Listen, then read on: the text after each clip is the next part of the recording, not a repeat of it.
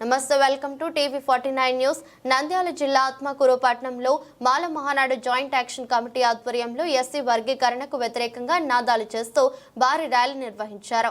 Atmakur bus stand ఎదురుగా నినాదాలతో నిరసన కార్యక్రమం చేపట్టారు.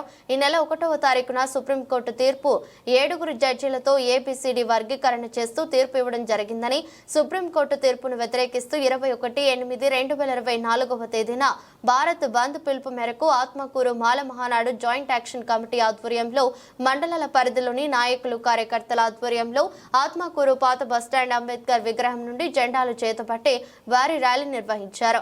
ఎస్సీ వర్గీకరణ వద్దు, ఐక్యత ముద్దు, సుప్రీంకోర్టు తీర్పును రద్దు చేయాలి, మాల్ ఐక్యత వర్ధిల్లాలి, జోహార్ డాక్టర్ BR అంబేద్కర్ నాదాలతో బస్టాండ్ వరకు మారుమ్రోగించారు. ఈ కార్యక్రమంలో మాల మహానాడు నాయకులు మురహరి, మల్లయ్య, శీలం శేషు, మల్లె ఎలిషా, PK సాల, RTC శీలయ్య, చింతలయ్య, RTC నాగేంద్ర, వెలుగోడు సర్పంచ్ జయపాల్, కరివేన సర్పంచ్ జయన్న, ఆత్మకూరు మండలం, వెలుగోడు మండల, పాములపాడు మండలం, వివిధ మండలాల నుండి ఆత్మకూరు పట్టణం నుండి నాయకులు కార్యకర్తలు విరివిగా పాల్గొన్నారు. ఈ నిరసన కార్యక్రమాన్ని ఆత్మకూరు రూరల్ CI సురేష్ కుమార్ రెడ్డి మరియు SI వెంకటనారాయణ రెడ్డి దగ్గరుండి ఎలాంటి అవాంఛనీయ ఘటనలు జరగకుండా పర్యవేక్షించారు.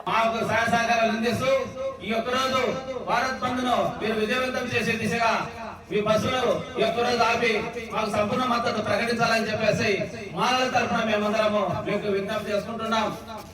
మాలల ఐక్యత వర్ధిల్లాలి, మాలల ఐక్యత వర్ధిల్లాలి, మాలల ఐక్యత వర్ధిల్లాలి, CST వర్గీకరణ వద్దు, ఐక్యత ముద్దు.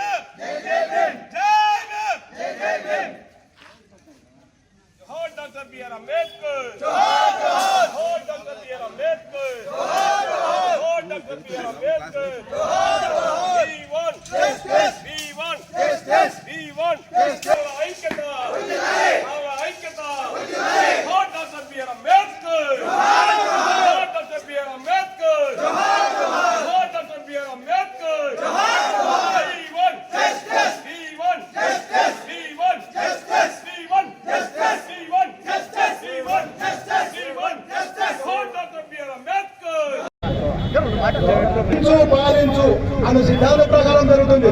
అంటే మీరు అన్నదమ్ములు ఎక్కడ ఉన్నారయ్యా, మిమ్మల్ని విభజిస్తే మీరు మా కాళ్ళ కింద కుక్కల్లా పడి ఉంటారు అని, కుక్కలేక పడి ఉంటే వాళ్ళకు మనం మోయనికి బానిసలుగా బతుకుతామన్నాడు.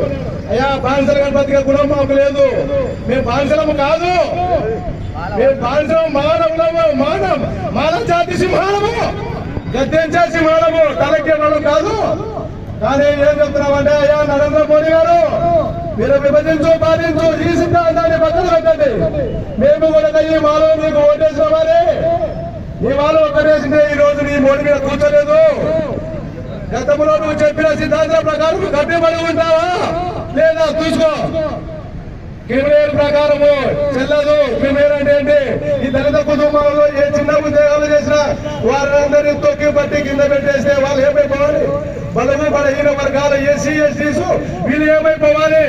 ఆర్టికల్ 341 ప్రకారము చెయ్యి, పార్లమెంట్ లో హోంలో పెట్టి మెజార్టీ ఆఫ్ ద పీపుల్ ప్రకారము జరగాలి.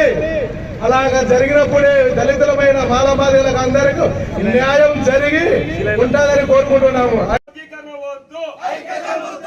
సుప్రీంకోర్టు తీర్పును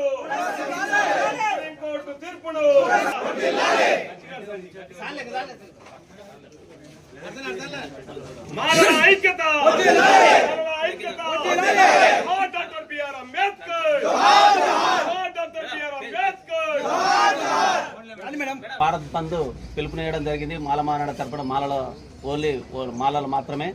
మరి ఈ వర్గీకరణకు సంబంధించి ఆత్మకూరు పట్టణంలో కూడా భారత్ బంద్కు సపోర్టుగా మేము ఇక్కడ భారత్ బంద్లో పాల్గొంటున్నాము.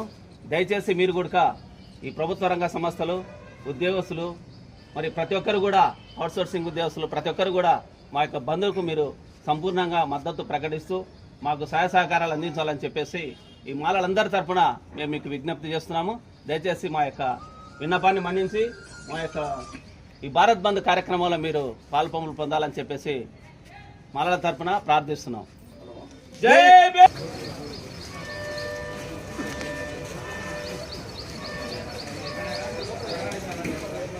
మాత్రం వేసు వర్గీకరణ వేసు, కానీ ఆంధ్రప్రదేశ్ అభివృద్ధి వద్దు అనేటువంటి విధానంగా ఈ రాష్ట్రానికి ప్రత్యేక హోదా మాత్రం ఇప్పటికీ ఇవ్వలేదు. ఈ రోజు కూడా మాట్లాడాలన్నటువంటి ఒక ప్రధానమంత్రి ఈ దేశానికి ఉన్నారు.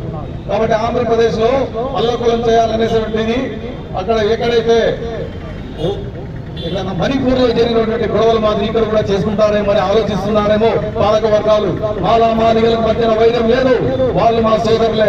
కానీ ఒక వ్యక్తిని పెట్టుకొని ఆ వ్యక్తి ద్వారా ఉద్యమాలు పోషించు మాదిగలకు మధ్యన వ్యత్యాసాన్ని పెంచుకు చేస్తున్నారు. కానీ ఆ అందరూ మందరకు మేము ఒక మాట చెప్తా ఉన్నాం. మనకు ఎస్సీ సప్లై నిధులు వస్తున్నాయన్నా తెలంగాణ ప్రభుత్వము 2 లక్షల కోట్లతోటి బడ్జెట్ కేటాయిస్తుంది.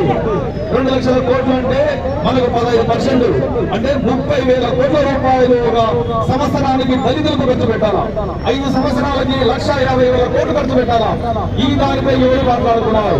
పేదరికము అనగా కేవలము ఆర్థికంగా సామాజికంగా వెలువడిన ఈ కులాలకు ఇలాంటి 5 సంవత్సరాలకి 1,50,000 కోట్లు పడితే మన కులాలు ఎక్కడ ఉంటాయన్నా? కాబట్టి ఏదైతే మనం కోల్పోతున్నామో దాని మీద ఆలోచించండి. దాన్ని ఆలోచించకుండా ఆలోచన రాకుండా మనల్ని ఆ వ్యత్యాసంతో మనల్ని వర్గీకరణ అది అనేసి మన మధ్యన పిరపచ్చలు పెడుతున్నారే తప్ప ఇంకా లేదు. కొన్ని రాష్ట్రాలు మనకు తానుగానే దళితులకు 20% రిజర్వేషన్ ఇస్తామంటున్నారు. మరి 20% గురించి మాట్లాడుతున్నారు మన సార్లు. కాబట్టి మనం దళితులుగా అందరం కలిసి ఈ దేశంలో దాదాపు ఎక్కువ జనాభా మనమే కాబట్టి, ఈ ఆంధ్రప్రదేశ్ లో కూడా 1 కోటి చిల్లర మనమే కాబట్టి మనకు 20% రిజర్వేషన్ కావాలని పోరాటం చేద్దాం.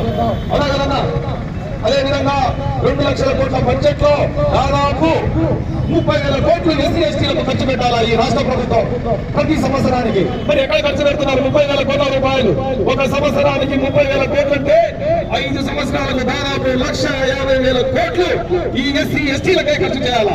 మరి దీనిని పక్కన దారి పెట్టించి మనల్ని ఒక చిన్న సమస్యతోటి ఆ రాజ్యాధికారాన్ని కానీ, ఆ రాజ్యంలో వాటా కానీ, మన సంపదలో వాటా కానీ, ఈ సంపదను మనకు పంచుకునే విధానం కానీ కల చేయకుండా ఇలాంటి పోరాటాన్ని కల చేస్తున్నారు. కాబట్టి కేంద్ర రాష్ట్ర ప్రభుత్వాలు ఒకసారి ఆలోచించి దళితులకు న్యాయం చేయాల్సిందిగా కోరుకుంటూ, సుప్రీంకోర్టు ఏదైతే ఇచ్చిందో ఆ తీర్పును వెనక్కి తీసుకోవాలని కోరుకుంటూ సెలవు తీసుకోవాలి. Thank you.